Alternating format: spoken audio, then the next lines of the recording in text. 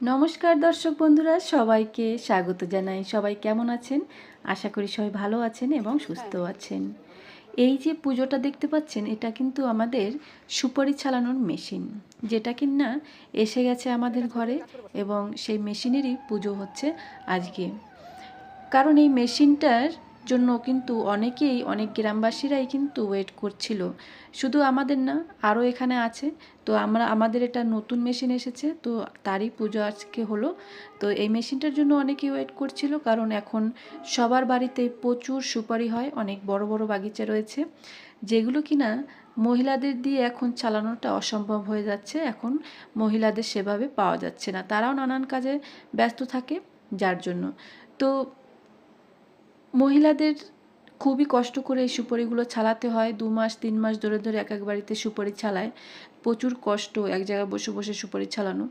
তো এই মেশিনটা আসাতে আশা করি সকলেরই সুবিধা হয়েছে। একটু মহিলাদের একটুখানি হাত খরচা একটু কমে গেল, কিন্তু এই মেশিন আসাতে আশা করি তাদেরও সুবিধা হয়েছে, কারণ তাদের বাড়িতেও অনেক সুপারি হয় এবং তারাও এইভাবে নিজের বাড়িতে সুপারি ছালাতো, সেটা আর করতে হবে না।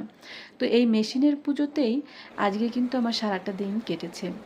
তো এই যে হচ্ছে প্রথম মেশিনটা, যেটাই কিনা সুপারি দিতে হবে, আর এইভাবে এই যে পিছন থেকে খোসা বেরোচ্ছে এবং 3টা ব্লেডের সাহায্যে 3 রকমের সুপারিগুলো বেরিয়ে যাচ্ছে।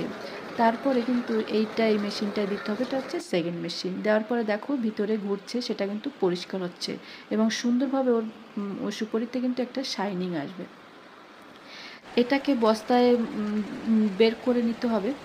দেখো মেশিনটা কত সুন্দরভাবে পরিষ্কার করছে। আর এই যে বস্তায় বের করে নিয়ে দুটো মেশিনে দেওয়ার পরেও কিন্তু হাতে একটু পরিষ্কার করতেই হবে। আর সেটা কিনা এই যে আমাদের বৌদিরা এখানে রয়েছে এবং ফাইনাল এই দেখো এতগুলো কিন্তু হয়ে গেছে আমাদের।